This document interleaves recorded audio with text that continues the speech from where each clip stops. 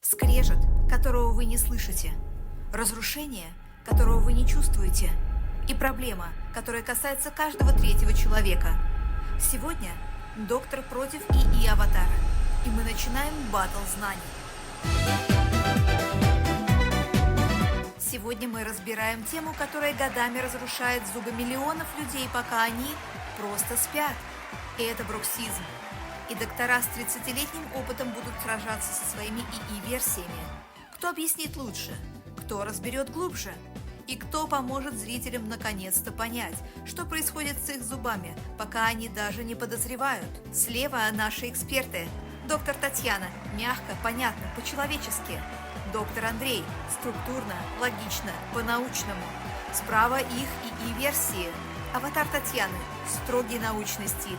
Аватар Андрея. Статистика, протоколы и цифры. Готовы? И мой первый вопрос. Почему мы скрипим зубами? Бруксизм или ночное скрежетание – одна из наиболее частых скрытых проблем, которые мы встречаем у пациентов в нашей клинике. Опасность в том, что человек во сне может сжимать зубы в 5-10 раз сильнее, чем днем. Это огромная нагрузка на зубы, мышцы и височно-нижнечелюстной сустав. И самое коварное, бруксизм развивается незаметно. Человек спит и не слышит скрежета, но просыпается с чувством тяжести в челюсти и с болью в висках. Зубы становятся короче, появляются трещины, сколы, зубы становятся чувствительны к холодному, кислому.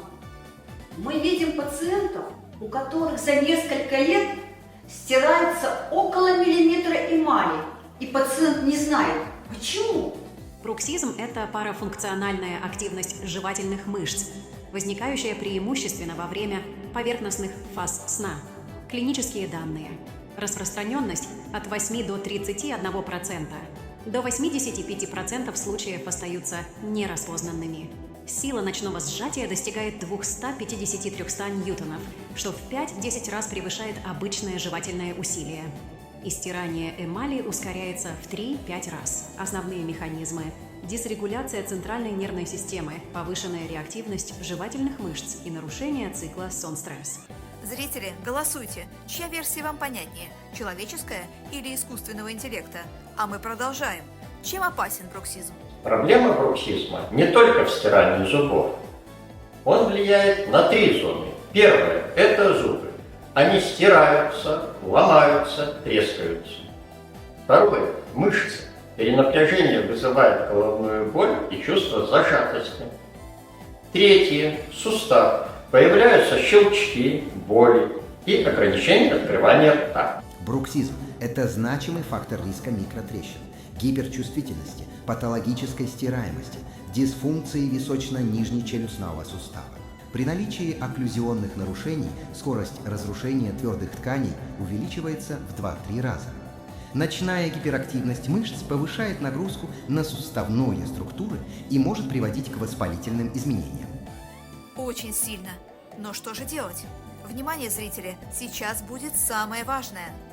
Первое – это изготовление ночных индивидуальных кап. Они защищают эмаль, снижают давление и снимают нагрузку с сустава. Покупные капы не подходят. Они могут изменить прикус и усугубить проблему. Второе – это расслабление жевательных мышц. Массаж, упражнения. Иногда требуется физиотерапия.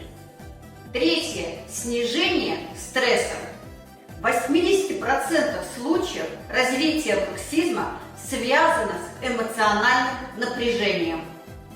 И четвертое – контроль дневного сжатия. Большинство пациентов сжимают зубы днем и не замечают этого. Доказательные методы лечения. Окклюзионные ночные капы снижают нагрузку на зубы и сустав на 60-70%. Контроль дневной парафункции.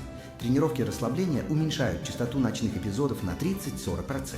Работа со стрессом. Психоэмоциональные триггеры – это ведущий фактор у 70-80% пациентов. Главное не ждать, когда появятся сколы, трещины на эмали. Чем раньше обратиться к специалисту и начать лечение, тем легче решить проблему. Ранняя диагностика – это ключевой фактор. Протокол лечения должен быть индивидуальным. Доктора против своих ИИ-аватаров. И сегодня мы разобрали одну из самых скрытых, но опасных стоматологических проблем. Если вы узнали себя в этих симптомах, не откладывайте. Проверьте зубы, мышцы и сустав у специалиста. Оставайтесь с нами. Дальше будет еще глубже, точнее и интереснее. И помните, когда врач и искусственный интеллект объединяются, выигрывает пациент.